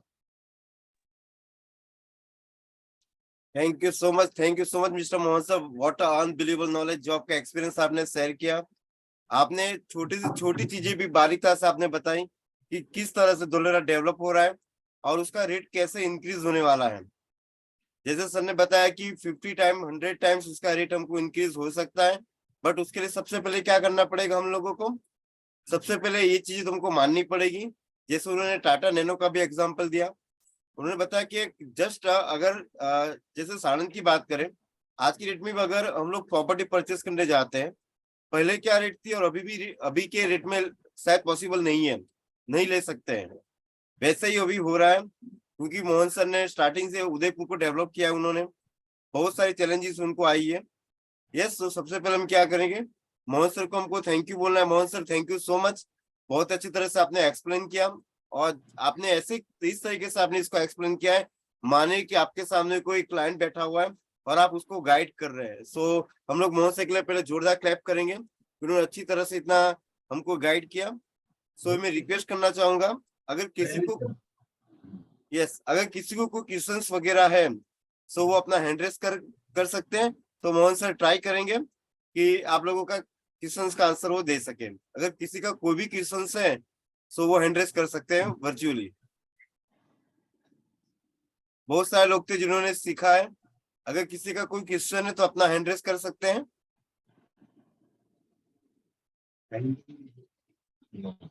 सही टाइम पे यस, कोई नए पर्सन है जो फर्स्ट टाइम हम लोगों को ज्वाइन किया है, ऐसे जो पहली बार मीटिंग में आए हुए हैं? यस, बहुत ही अच्छा, रियल में मोहन सर ने बहुत अच्छी तरह से एक्सप्लेन किया हम लोगों के सामने। जैसे मोहन सर ने ऑलरेडी हमको बताया कि किस तरीके के वर्क कर रहा है, जो भी डेवलपमेंट हो रहा है वो। यस, आपके सामने छोटे से कुछ इमेजेस है, वो मैं शेयर करना चाहूंगा, जिस उन्होंने ऑलरेडी हमको बताया कि 900 किलोमीटर में डेवलप हो रहा है। आप देख सकते हैं कैसे बंजर जमीन थी, ऑलरेडी उन्होंने बताया। बट उसके लिए क्या करना पड़ेगा, हम लोगों को मानना पड़ेगा कि भाई हाँ, इस तरीके से डेवलपमेंट होने वाला है, और अभी बड़ी बड़ी दिग्गज कंपनी अभी इन्वेस्टमेंट ऑलरेडी कर दी है। यस, और हम लोग देखेंगे कि उन्होंने ऑलरेडी गाइड कर दिया कि ग्रीनफील्ड सिटी से वो ऑलरेडी आ चुका है, ग्रीनफील्ड सिटी से ब्राउनफील्ड सिटी उन्होंने ऑलरेडी हमको गाइड किया। ग्रीनफील्ड सिटी क्या होती है और ब्राउनफील्ड सिटी क्या होती है, तो ग्रीनफील्ड सिटी से धोलेरा डेवलप हो रहा है, वो भी हमको देखना है। और हमने देखा कि already waste water treatment plant भी है, जो कि ऑलरेडी उन्होंने हमको गाइड किया। ये अभी लेटेस्ट पिक्चर्स है, बिफोर 20-25 डेज की पिक्चर्स है जो हम देख सकते हैं। यस, और हम देख सकते हैं कि ये शेडो वॉकवे है, जहाँ पे हम लोग ये जो कृत्रिम तालाब हम लोग बोल सकते हैं, रिवर फ्रंट है उसके बाजू में ही है, जिसके सेड वॉकवे है। ये इलेक्ट्रिक एक्सप्रेस वे है, जो कि ऑलरेडी ये ड्रोन से लिया गया है। हम लोग देख सकते हैं कि किस तरीके से डेवलपमेंट हो रहा है ना। अभी हम लोग जैसे मैं सूरत की बात करूं, मैं सूरत हेड ऑफिस से बात कर रहा हूँ, तो ये क्या हो रहा है कि सब जगह अभी खड्डे चालू है, मेट्रो का काम चल रहा है, उसकी वजह से क्या हुआ है, सब जगह खड्डे खोद दिए है, मीन्स के पूरा ट्रैफिक जाम हो गया है। बट ये जो सिटी बन रही है विदाउट डिगिंग बन रही है, मीन्स की क्या होगा, एक बार डेवलपमेंट हो गया उसके बाद में खड्डा खोदने वाला नहीं है। इस लेवल पे पूरा प्रोजेक्ट काम कर रहा है, तो इसके लिए थोड़ा टाइम तो लेगा ही लेगा, बिकॉज एक बार ये जैसे डेवलपमेंट हो गया बाद में खड्डा खोदने वाला नहीं है, इसके लिए उसको विदाउट डिगिंग सिटी भी बोला जाता है। यस, रिवर फ्रंट हमने देखा, ऑलरेडी मोहन सर ने हमको गाइड किया कि किस तरीके से डेवलपमेंट हो रहा है। मीन्स की बारिश का जो भी पानी रहेगा, जो भी अंडरग्राउंड जो टैंक बनाए गए हैं, उसके सारे का सारा पानी जो भी है, तो ये इसके अंदर स्टोर होने वाला है, इधर से अलग अलग सिटीज को मिलने वाला है। जैसे हम इंडस्ट्रीज की बात करें, उनको मिलने वाला है। यस, तो ये पानी क्या होगा, हर जगह मिलने वाला है। देन उन्होंने अच्छी तरह से गाइड किया कि 3000 मेगावाट का सोलर पावर प्लांट ऑलरेडी बन चुका है, और एशिया का सबसे बड़ा सोलर पावर प्लांट है ये। यस, तो इस तरह से ऑलरेडी एबीसी टावर के बारे में उन्होंने हमको ऑलरेडी अच्छी तरह से गाइड किया उन्होंने, एंड रिन्यू पावर के बारे में भी उन्होंने अच्छी तरह से गाइड किया। सो मैं वंस अगेन मोहन सर के लिए थैंक्स बोलना चाहूंगा, जो कि उन्होंने बहुत अच्छी तरह से प्रेजेंट किया अपने आप को। Thank you so much once again Mohan sir. Yes, अभी भी किसी का कोई क्वेश्चन है, सो वो अपना हैंड रेस कर सकते हैं, अदरवाइज चैट में भी डाल सकते हैं। ओके, कोई नए पर्सन है जो हमको फर्स्ट टाइम ज्वाइन किए हैं? यस, तो आपको क्या करना है, अपना हैंड रेस करना है, आपने इतना टाइम दिया है। Yes, so I think Mohan sir आपने इतनी अच्छी तरह से रिप्रेजेंट किया है। यस, तो अपने बीच में एक हैंड रेस हुआ है। सो मैं मोहन सर एक गीता मेहता करके है, उन्होंने हैंड रेज किया है। सो यस गीता मैम, आप अपना क्वेश्चन रेज कर सकते हैं।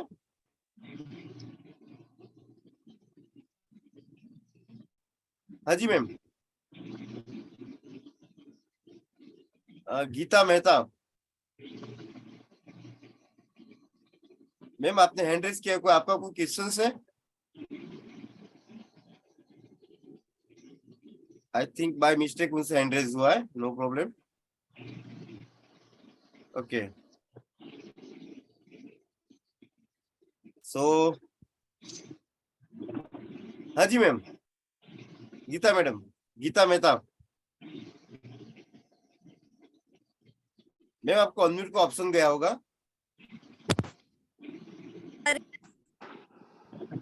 हाँ जी मैडम।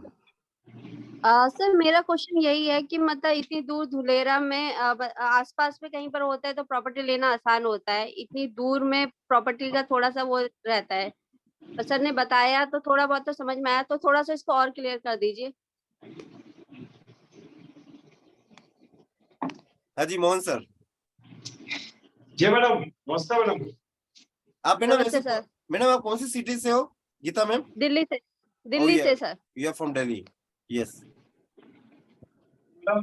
जैसे इन्वेस्टमेंट के दो पर्पज होते हैं। एक तो ये रहता है कि जैसे जहाँ अपन जॉब कर रहे हैं, बिजनेस कर रहे हैं, जो भी चीजें होती है, तो अपना सबसे पहले नीड होती है कि जिस जगह अपन जॉब वगैरह कर रहे हैं, सबसे पहले प्लॉट वहाँ परचेज करें, फिर मकान बना। एक तो अपना पर्पज होता है जैसे इन्वेस्टमेंट का, वो पर्पज होता है। दूसरा पर्पज ये होता है कि जैसे मान लीजिए दिल्ली में 2-5 प्लॉट आपके पास में ऑलरेडी है, एक 2 मकान है, और आपके पास में एक्स्ट्रा पैसा आ रहा है और आपको सिर्फ उसको इन्वेस्टमेंट करना है। वो आप अगर इन्वेस्टमेंट करना चाह रहे हैं तो देखो आपका पर्पज क्या है कि आप ऐसी जगह इन्वेस्टमेंट करना चाहते हैं जहाँ कम टाइम में आपको अच्छा ग्रोथ मिले। तो दिल्ली तो आज आप देख ही रहे, ऑलरेडी पहले से डेवलप हो चुकी है। आज अगर आप अगर इन्वेस्टमेंट करेंगे सालाना 100 से 200 रुपए इक्वल डेवलपमेंट जाता है। लेकिन धोलेरा जो है 0 लेवल से डेवलप हो रहा है। अगर यहाँ के अकॉर्डिंग आप इन्वेस्टमेंट धोलेरा में करते हैं तो अपना रेट यहाँ के अकॉर्डिंग कहीं ज्यादा जाना।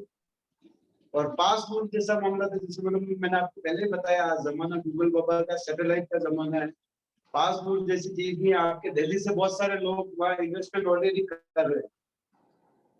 ओके। जिस सोसाइटी में इन्वेस्टमेंट कर रहे हैं उस सोसाइटी में आपके दिल्ली से ऑलरेडी बहुत सारी पार्टियां वहाँ कर चुकी है ऑलरेडी।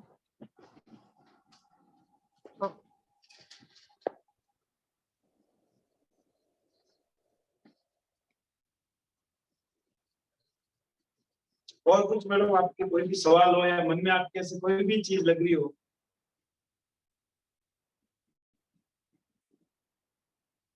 गीता मैम, कोई डाउट है आपको अभी?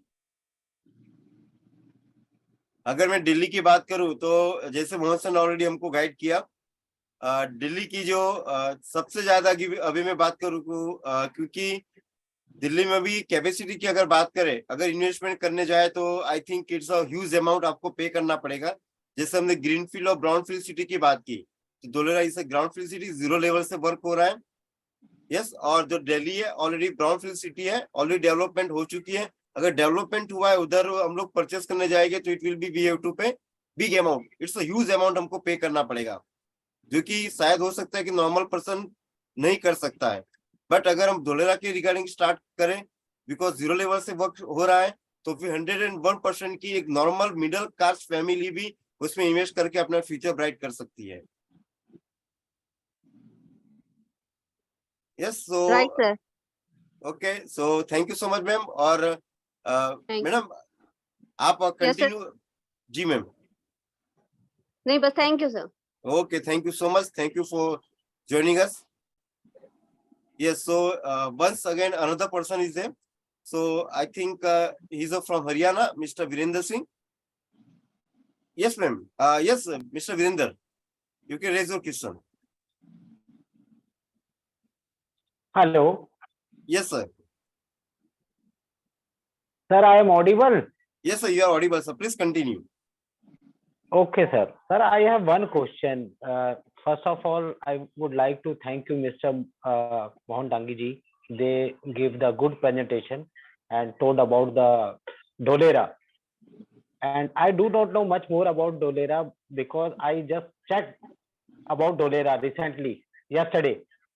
तो मैं अपनी कुछ बातें रखना चाहता हूँ। मैं कुछ इन्वेस्टमेंट पर्पस के लिए जैसे प्रॉपर्टी देख रहा था, but I am very attracted to see this project because this is my first time, you know. I do sir not sir just आपको 1 मिनट थोड़ा मैं स्टॉप करूंगा।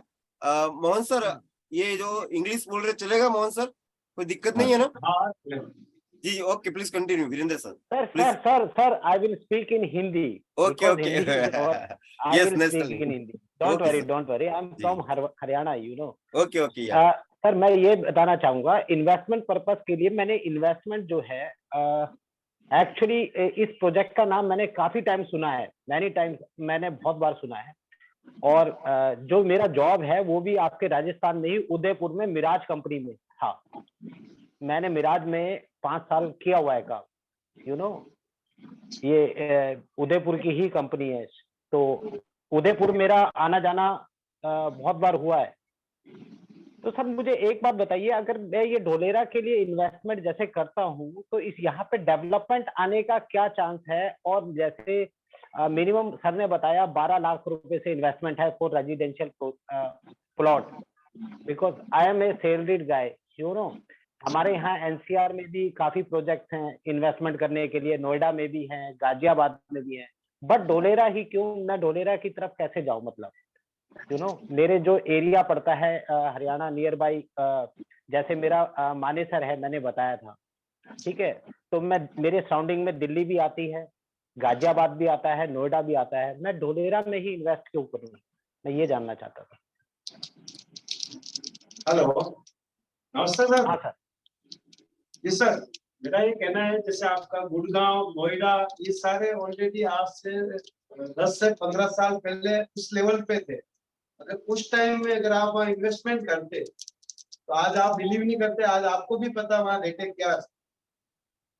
ढोलेरा जो आज जो जिस लेवल पे आज से आपका गुड़गांव, नोएडा वगैरह जो आज से 10 साल पहले था ना, उस लेवल पे आज ढोलेरा डेवलप हो रहा है। आज अगर आप गुड़गांव में इन्वेस्टमेंट करेंगे तो आज आपको वहाँ आइडिया है 450-500 स्क्वायर फीट का भी अगर आप प्रॉपर्टी परचेज करेंगे 1.5 से 2 करोड़ से नीचे नहीं मिलेगी, और वहाँ सालाना इक्वल जाएगा आप 100 से 200 रुपए जाएगा। लेकिन ढोलेरा जीरो लेवल से डेवलप हो रहा है, यहाँ का ग्रोथ का अभी राइट टाइम है। और गुड़गांव वगैरह आप भी जानते हो कि पॉल्यूशन वाली सिटी है।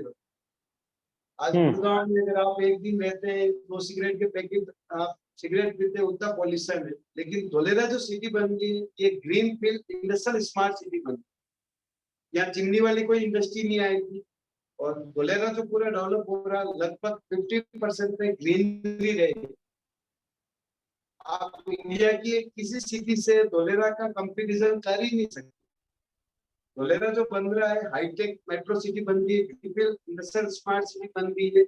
यहाँ जितने भी व्हीकल जो चलेंगे 80% इलेक्ट्रॉनिक व्हीकल चलेंगे, 20% जो तेल में जरूरत होगी वही चलेंगे। तो गुड़गांव अपने स्तर पे, गुड़गांव में जो डेवलपमेंट हुआ है, वहाँ अगर पॉल्यूशन वाली सिटी होने पे अगर इतना ग्रोथ हो सकता है, तो आप इससे कंपेरिजन कर सकते हैं ढोलेरा में क्या स्थिति होने वाली। आज जैसे अपने इंडिया की जो पहचान है दिल्ली मुंबई के नाम से पहचाना जाता है, आने वाले 10 से 12 साल में अगर देखा जाए तो इंडिया की जो पहचान होगी ढोलेरा के नाम से होगी। क्योंकि ढोलेरा जो बन रहा है ये अपने दुबई, सिंगापुर तर्ज पे बन रहा है, लेकिन टेक्नोलॉजी की अगर बात की जाए, इस सिटी को जो बना रही है अपनी इंडिया की कोई सिटी नहीं है। यूएस यूके की कंपनी हेल्थप्रो और एकॉम का ये दावा है कि पूरे वर्ल्ड में टेक्नोलॉजी के मामले में ढोलेरा जो बन रहा है, इसके कंपैरिजन में पूरे वर्ल्ड में कोई सिटी नहीं बने। तो आप इससे आइडिया लगा सकते हैं कि आज अगर अपन वहां इन्वेस्टमेंट कर, अगर वहां किया जाता, वहां के अकॉर्डिंग यहाँ कई गुना ज्यादा ग्रोथ होने वाला। और इसके मैंने आपको फैक्ट बहुत सारे रीजन बताए। वहाँ का एशिया का सबसे बड़ा कार्गो इंटरनेशनल एयरपोर्ट है ना, ग्राउंड लेवल पे भी काम चल रहा है। अब आप अगर जैसे दिल्ली इंटरनेशनल एयरपोर्ट के आसपास में लेंगे तो वहाँ आपको लगभग 2 से 3 लाख रुपए तक मिलेगा। नोएडा, गुड़गांव में आप इन्वेस्टमेंट करेंगे तो वहाँ रहते इतनी हाई हो चुकी है, आज इन्वेस्टमेंट भी करेंगे जितना आप जो ग्रोथ चाहिए उतना हो नहीं पाए। लेकिन ढोलेरा अभी डेवलपमेंट लेवल पे है, ये राइट टाइम है वहाँ इन्वेस्टमेंट का। ढोलेरा में भी आप 10 साल बाद में अगर इन्वेस्टमेंट करेंगे सेम वही चीज हो जाएगी तो गुड़गांव है, नोएडा की। रेट जी, हाइक सर। हो जाएगा तब तक। जी यस जी यस जी। सर। और मैंने जैसे आपको हाँ। बताया था, मैं इस प्रोजेक्ट पे 4.5 साल से काम कर रहा हूँ। 2.5 लाख से मैंने उदयपुर में प्लॉट बेचने स्टार्ट करे, वो 12-17 हो चुका। तो ये ठीक टाइम है। और आपके मन में ऐसी कोई चीज लगी हो इसके अकॉर्डिंग?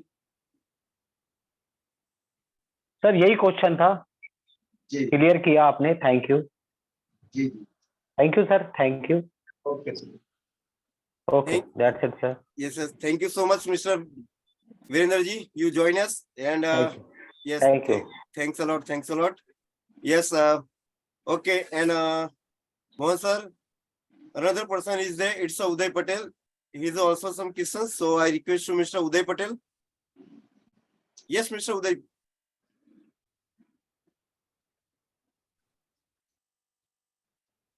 जी सर, आपको अनम्यूट का ऑप्शन गया होगा, मिस्टर उदय। नमस्कार सर Very जी। good evening, sir. Very good evening. Sir, I am Kuldeep Jain from Udaipur. Very good. Sir ऐसा निवेदन था मेरा, आपका प्रोजेक्ट मैंने देखा, सुना, बहुत ही अच्छा लगा। आगे कन्विंस करने के लिए मैंने किया, पार्टी ने मुझे बताया, मुझे कुछ समस्याएं हैं, उसका मैं आपसे समाधान चाह रहा हूँ। जैसे कि अपनी लैंड है धोलेरा की, उसमें कोई तरह का डाउट नहीं है, क्लियर टाइटल है, और आप उसको कन्वर्ट माल बता रहे हैं, ठीक है। तो कन्वर्ट माल के अंदर जहां तक मेरी सोच जाती है, उसमें बैंक उसको लोनिंग करती है। एम आई राइट सर? तो बैंक लोन करती है, तो लोन कब और कैसे हो सकता है, और उसके लिए क्या प्रावधान है कि अगर इन्वेस्टर के पास में अगर पूंजी कम है और वो ये चाहता है कि यार मैं ये प्लॉट ले लूं, एक टोकन मनी देके और उसका लोन हो जाए और उसके ऊपर उसका काम हो जाए, ऐसा प्रोविजनल आपके यहाँ पे पॉसिबिलिटी हो सकती है क्या?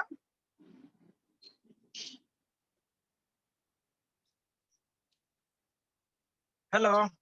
Yes, mister Mohan sir. Yes sir. जी सर। परचेजिंग लोन सर नहीं होगा गुजरात में, पूरे गुजरात में सर भी वही क्या हिंदे जी, गुजरात में परचेजिंग लोन प्रॉपर्टी पे नहीं होता। कंटेक्चुअल अगर आप कराएंगे तो उस पे लोन हो।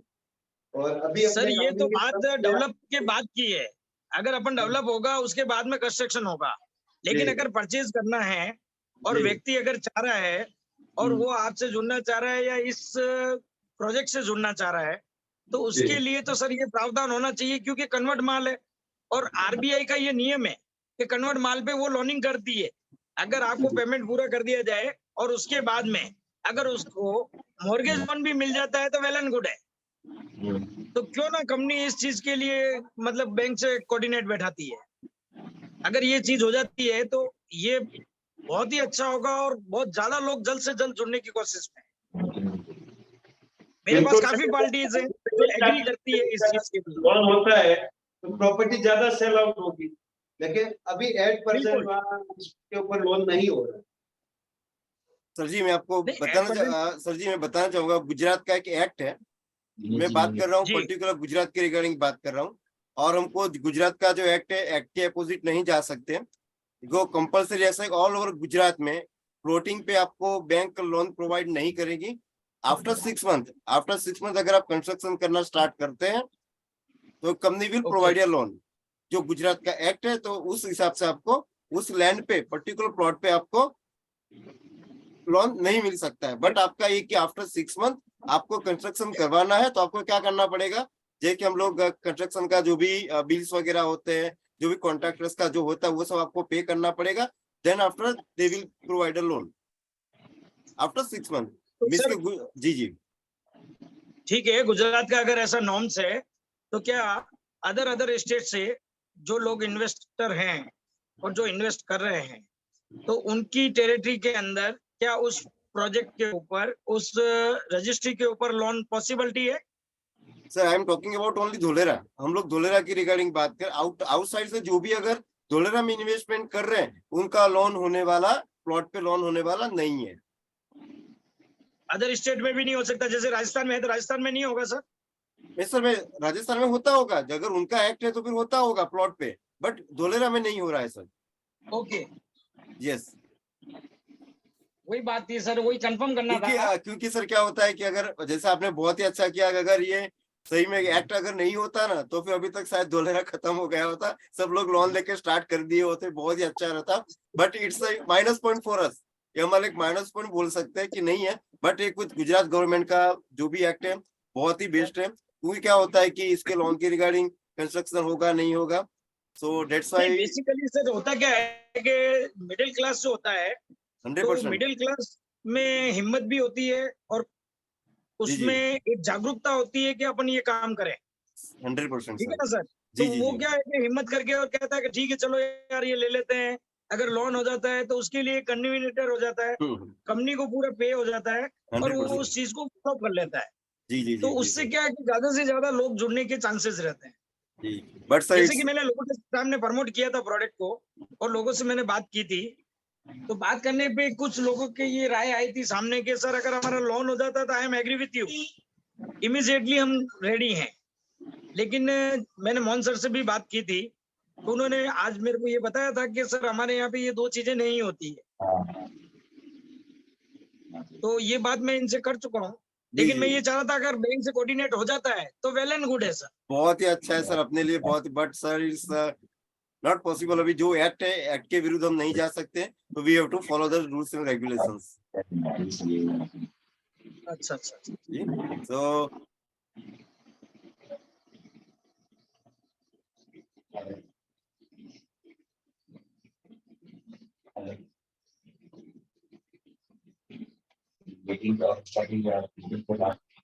यस, अगर किसी का और कोई क्वेश्चन है तो एड्रेस कर सकते हैं।